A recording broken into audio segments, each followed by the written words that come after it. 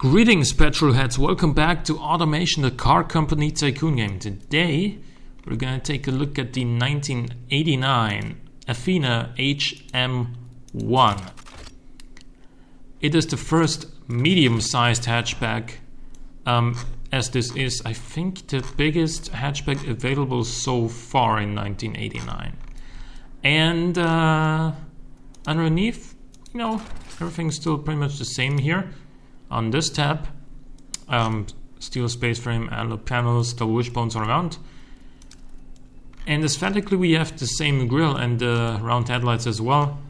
I know this looks more like a 90s car, however, the 90s aren't too far away. It's 89, and the the Mark III Golf look pretty similar with a grille on the bottom, fog lights there, and the indicators on the side, and the black plastic bar in the middle. It's not what this car is inspired by. I'm just saying it's, I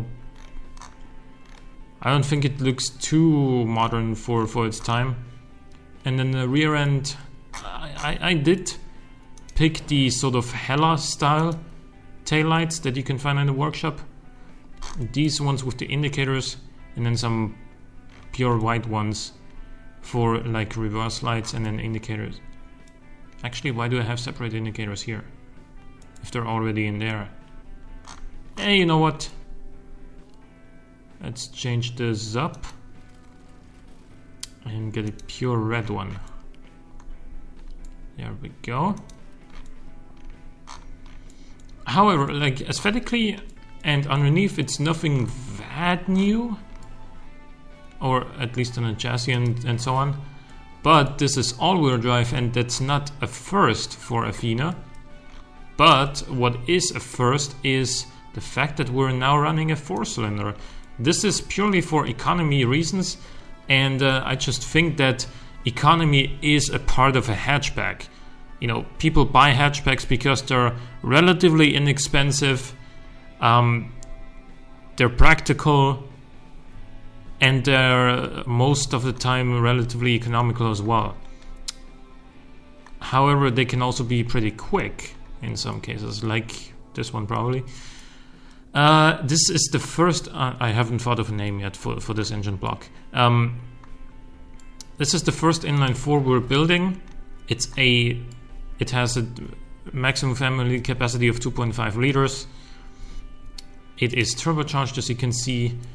We have a water-to-air intercooler, ball bearing, 0.7 bars of boost, so really no huge boost or anything like that.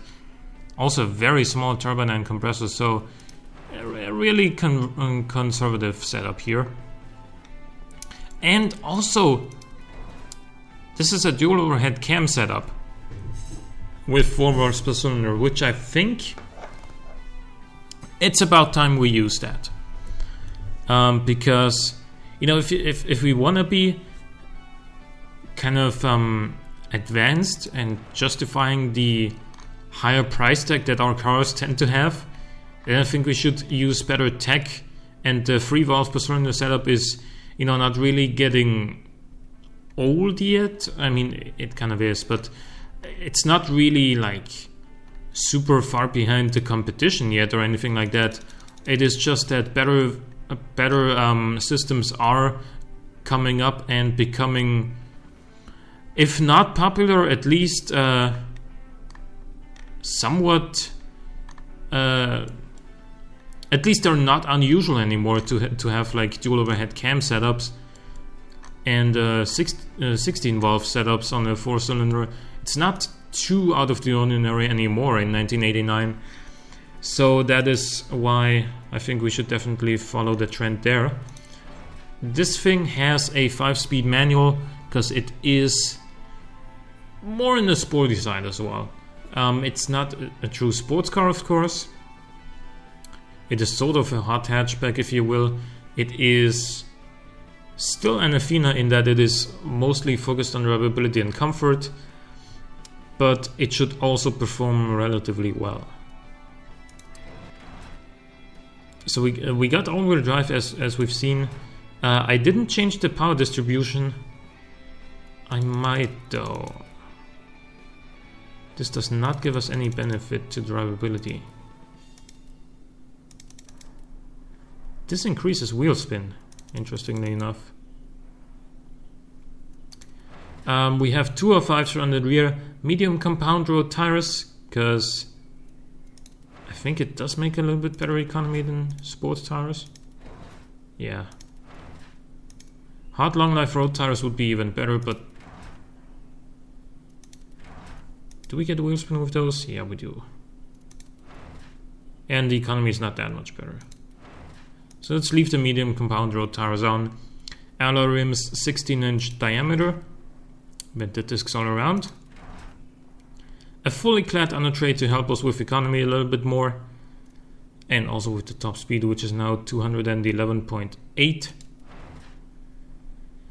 We have handbin interior, only 4 seats though, because, you know, it's a relatively small still hatchback. I mean, the biggest available in 1989, but still, all things considered, relatively small. Traction control, I don't think we want or need that yet, especially with the all-wheel drive system. You shouldn't get yourself in too much trouble. Hydro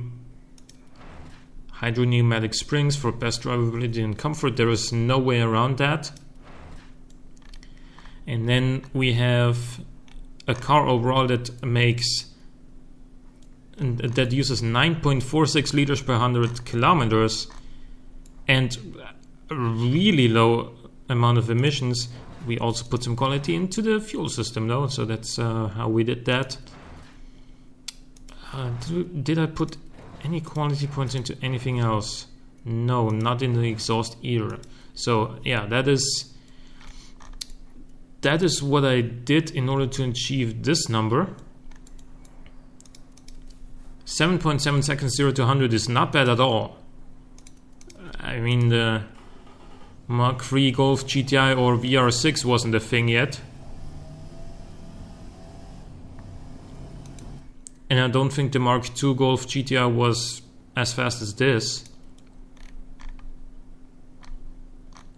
Because if it was, then, you know, by today they wouldn't have made much of an improvement, because today's Golf GTI does 0 to 100 in what, 6.5 seconds, 6.2? Yeah, and if the Mark II would have done it in less than 7 seconds already, then, you know, they haven't really improved since then. But it didn't. So there is another version of this thing, and it's a smaller version. It's the HM120, which has a 2-liter version of this engine block, making 120 horsepower. Even lower boost, lower turbine and compressor size, lower AR ratio, 5500 RPM rev limit. And as you can see, the fuel mixture is really lean. It was on pretty much all Athena so far. It was like 14.0 to 1, which overall is pretty lean. If the leanest you can get is 15. So, you know, it wasn't like I deliberately made our cars less economical by putting this up to like 12 to 1 or something like that. But economy was, and probably still is, an issue for the Athena lineup if we want to be selling cars in the US, because there's that regulation that Sedan 57 Chevy and me have been talking about in one of the previous episodes last week. And yeah, by 1990, the average fuel consumption of your car in your lineup should be 8.55 liters per 100 kilometers. So this using 8.3 per 100 kilometers and being the weakest of our cars and the most economical, it's not a good sign for what's about to come, of course. I mean, this is practically the only car we could sell if we wanted to not pay fines for using too much fuel. Medium compound road tires, 195s front and rear. And to be honest, this being the only car we could sell on the American market, I don't think it would be a particularly desirable one, because it only makes 120 horsepower. You know, it's a hatchback, and hatchbacks are typically associated with being cheap, though this one isn't. So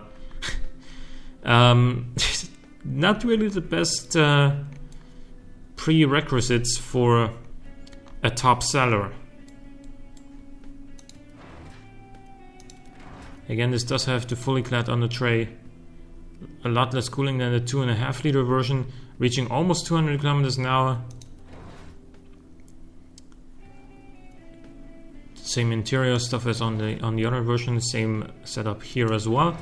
And overall, this uses 8.3 liters per 100 kilometers, 229.3 emissions. That's a point. I mean, these emissions are really, really low for that time.